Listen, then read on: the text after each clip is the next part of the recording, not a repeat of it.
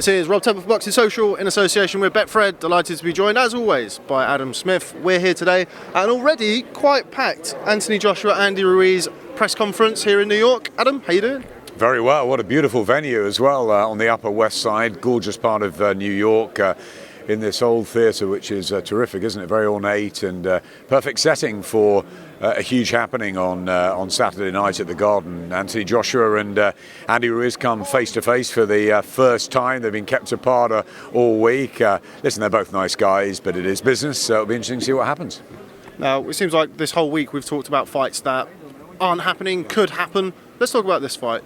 Andy Ruiz, as you say, as a lot of people have said throughout the week, a lot gamer than many people expected. How much problems do you think that he's going to prove for Anthony Joshua on Saturday? Well, it's interesting you say that. I was just talking to my co-commentator, Paulie Malignaggi, and he says, you know, all this talk of Wilder, all this talk of what happens next, they've got to forget that now. This is about what happens on Saturday. We're on Thursday, it's the press conference. It's, it's strictly a business. It's a schedule they've got to go through, and they've got to do this, then the weigh-in, and then the fight. And this is what matters.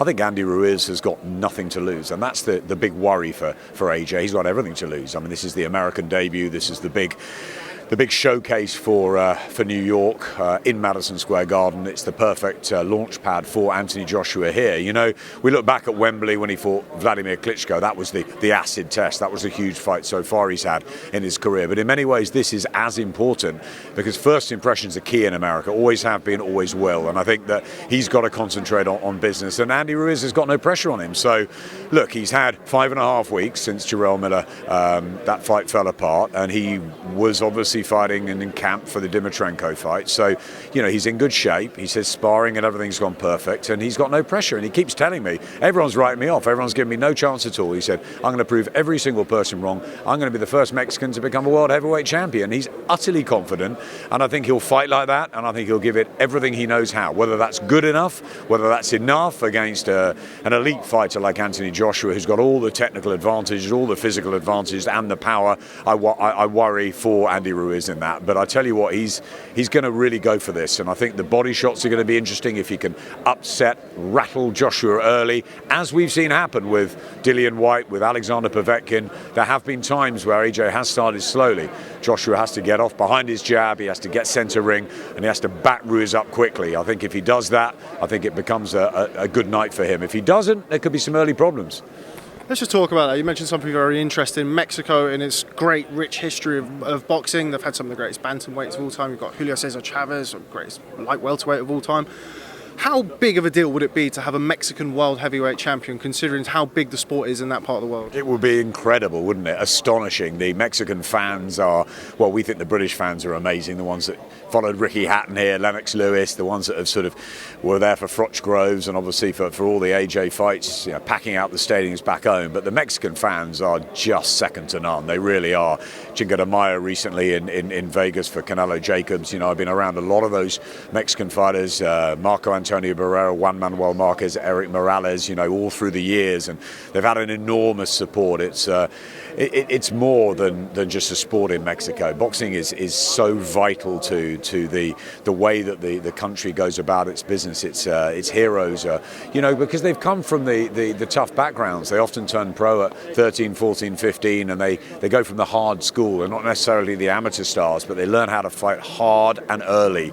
And I think, because he's a bigger guy, Ruiz, he's not one of the normal, as you said, the lighter weights that we know the Mexican fighters to be famous for. It will be a real achievement, a massive achievement if he can become the first Mexican heavyweight champion of the world. He's not a massive guy himself, but I'll tell you what he does do. He fights like a Mexican. He has that style, that the body shots, the come forward, the machismo, the kahunas, as he says, and I think that we'll see that on Saturday night. And as I said, I'm not sure it'll be enough to budge AJ to take those heavyweight titles, but if he does, and he does cause the big upset, the big shock, then yeah, it will be probably a public holiday in Mexico, won't it? Now, media have spoken at length various different times about, let's be fair, you're head of boxing for Sky Sports. You've told me previously in the past you'd love every fight to be 10 o'clock on Sky Sports. This one obviously isn't. I read quotes attributed to Anthony Joshua yesterday that he's interested in fighting in Africa next as potentially his next fight. Would that be something that would interest Sky? I always talk to his team. There's lots of ideas that flow around, and I think that he's always wanted to fight in Africa. I think it'll be amazing if he goes and does that. He's also said he wants to fight back home next because he doesn't want to forget what he's grown there, what the British fan base, the fact that he is a superstar in Britain, and yeah, for us, at 10 o'clock at night, of course, it's a huge advantage for us on Sky Sports box office. But we go where the story is. The story is America now. Dillian Whyte, for whatever reason, didn't take the challenge on April the 13th. So I think the next best place is here in New York for the American debut. And look, while the Wilder thing, sorts itself out, and Tyson Fury has his own fights, I think maybe, there's always been talk of a possible world tour for AJ, and Africa will be fascinating. Also talk of Dubai, but I'd like to see him back in Britain as well. So who knows? Let's get Saturday night out of the way, and then we can think about that. Okay, and just finally, you spoke to us yesterday and said that potentially Tyson Fury next, or why not Tyson Fury next for Anthony Joshua? Tyson has since come out and essentially said that that fight is not going to happen. Eddie Hearn said to us yesterday that in his opinion, the most three likely opponents for Anthony Joshua next would be Alexander Usyk, Kubrat Pulev, the IBF mandatory, or Dillian Whyte. Which one of those would interest you the most? They're the three that I was talking to Eddie about yesterday. I suppose Dillian Whyte, because it'll be the all-British affair and the rematch, and that's what we'd have loved to have seen in April. I think all of them are good fights. I think Alexander Usyk is a very dangerous fight. Is he big enough as a heavyweight? We've got to find out about that. Is he good enough as a fighter? 100%. He's absolutely superb. He's done everything asked of him as an amateur, as a pro, unified champion, as a cruiserweight. He'll be a very exciting addition to the heavyweight ranks, but he's got to come back from injury.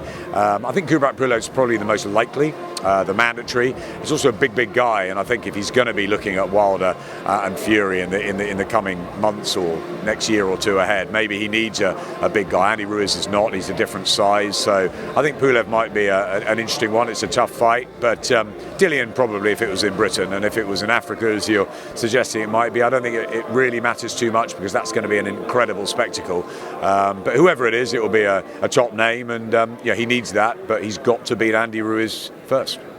And just lastly, I spoke to Thomas Hauser yesterday, esteemed boxing writer. He said to me that in his opinion there is no heavyweight champion of the world at the minute. He said you have a WBC champion, you have a unified champion, you have a lineal champion in Tyson Fury. Your thoughts? I hate to argue with Thomas Hauser, who I have huge respect for. He's been around the game for so long, a wonderful writer. Look, we all want one heavyweight champion. Mike Tyson, when he unified the division, became the youngest heavyweight champion of all time and went on that sort of trail of destruction and took out Trevor Berbick, and then the knockouts over Pinkland Thomas and beating Bone Crusher, and it was an incredible time. The Spinks knockout and Carl the Truth Williams. We're reminiscing all about that. It would be fantastic if one of them can clean up. Lennox Lewis unified against Evander Holyfield. He didn't get it with a controversial draw in the Garden, but he did over in Vegas, and we'd love to see it. But more importantly, we want to see these big fights happen because no one knows if Anthony Joshua will beat Deontay Wilder or Deontay Wilder will beat Anthony Joshua. And where does Tyson Fury sit? Could he beat both of them? He sort of did beat Deontay Wilder, but didn't get the decision. Can he beat Anthony Joshua, or is AJ too strong and solid and hits too hard? They're fights we have to see. So hopefully we will get a unified, undisputed champion. The mandatories are difficult as well. What we do know on Saturday night is we are going to get an undisputed lightweight champion when Katie Taylor takes on Delphine Bissoon. So, we're going to get one, but we want the heavyweights to unify. I agree with Thomas that we don't know who's the best, but we do have the heavyweight champion who holds most of the marbles, most of the belts, and most of the appeal, and that's Anthony Joshua, and he's fighting Saturday night. So the attention now is on him. Okay, well, Adam Smith, always a pleasure. Thanks very much for speaking to Boxing Social. Cheers, Rob. Take care, mate.